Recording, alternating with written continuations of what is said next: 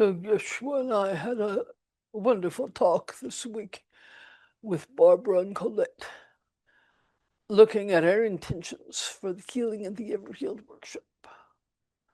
And other entities, Mary and Anna and Father John, all participating also.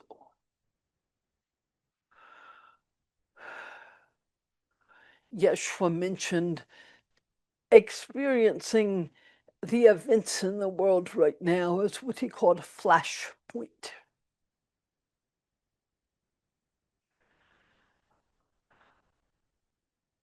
I'm taking it from that word to the idea, imagine you're out walking in a marshy ground. You're sinking up to your ankles in mud. There are places that are firm, but then more and more mud and rain pouring down. You want to get from here across what looks like a big marshy area to where you see the ground rise up a half a mile away. So you just keep walking, mud on your feet, mud up to your ankles, mud coming up to your calves, even to your knees. And then you start sinking it.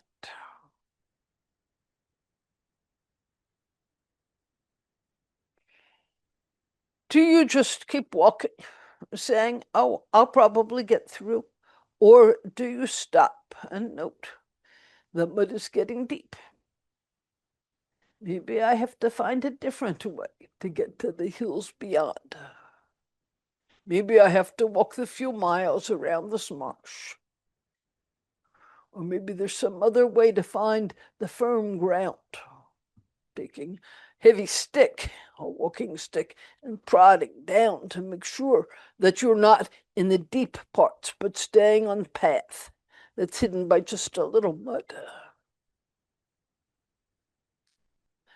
We start with the intention. For whatever reason, my highest intention is right now I need to get up to the hills across the way. And I hold the intention not to come to any harm.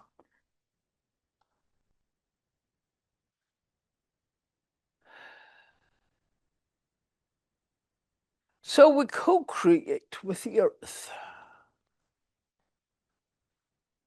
Barbara was literally in this experience once, many years ago, before she consciously knew me, on a camping trip with one of her children, school camping trip. And there was the campground here, an area of woods with under some marsh, and the beach, and then a long trail down and back to get to the beach.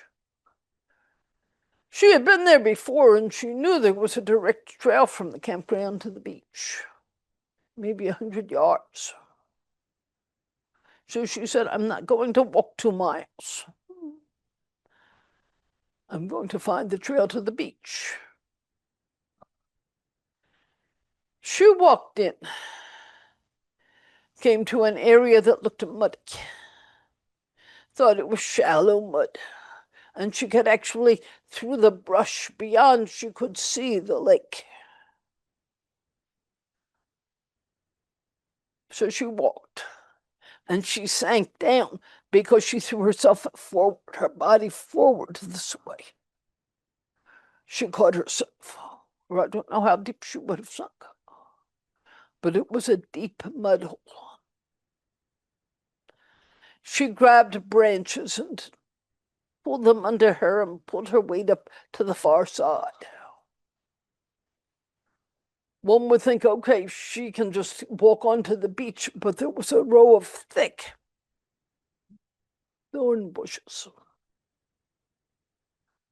There was no way from the far side of that mud hole to get through about 20 yards of thick thorns, buckthorn or something of the sort, to get to the beach. So she was wet, she was muddy, and she sat there on the far side, found a patch of sunlight. She was afraid. Now she was only 200 yards from the campground. 300 yards, not far. She was not lost, but she didn't know how to get back. She made several attempts and sunk into the mud. She made several attempts the other way and ended up scratched from thorns. So she had the wisdom to sit in the sun and hold the intention. I choose either to get to the lake or back to the campground.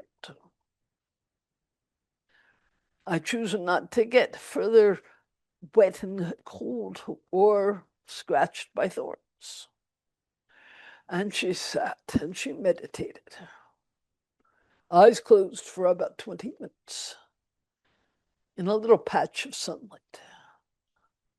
Then she opened her eyes and she saw what looked like a small deer trail going from the brush area where she sat, where the mud was, and it looked like it would come out the other side. Well, of course, the deer had to find a way to get across this, it seemed like miles-long patch of mud. So she found a stout walking stick, and she began to follow this narrow deer trail, banging the stick into the ground. There it sinks, here it's firm. There it sinks again, staying to the trail, step by step, holding the intention, thanking the deer, enjoying the dappled light coming through the trees, the soft breeze, the sound of waves in the distance. She couldn't hear it, but she could feel the energy of it. They were big waves, Lake Erie ice. Lake Huron, Lake Erie, I'm not sure which lake.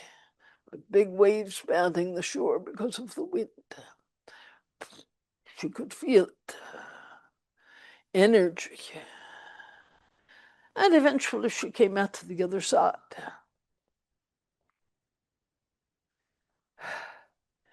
This is what all of you are doing.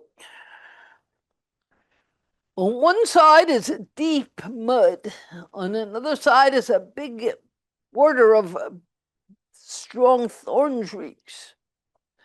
And you know there's a path. But panic does not get you there. Mindfulness, presence, and holding the intention will get you there.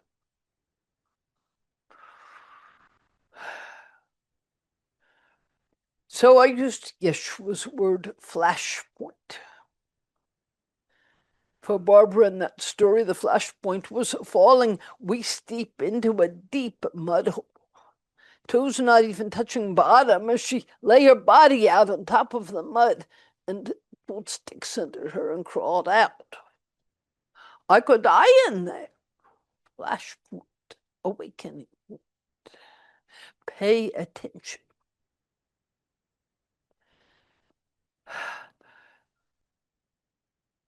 This world is inviting you to pay attention, to find the power and love in yourselves, and to let go of the belief of being a failure, one who's going to die in a mud hole or be totally scarred and bloodied by thorns. Why should you choose that? You came to this earth to help bring light into the earth. And again, your practice is with your every moment. When something is uncomfortable, challenging, hard, unpleasant, note it. If there's anger about it, let there be anger. Can there be anger without anger about the anger? Of course, sometimes you're going to get scratched or muddy. Of course, sometimes it's going to be unpleasant. Of course, sometimes there's going to be strong emotion, like anger or fear or disappointment or grief. You are source. You are awakened source. You are the light. And you have within you the power, the love, and the ability to hold these uncomfortable catalysts with love and say, no, not going to pull me down into the mud. I choose the light because I am the light. What does it mean to walk this earth as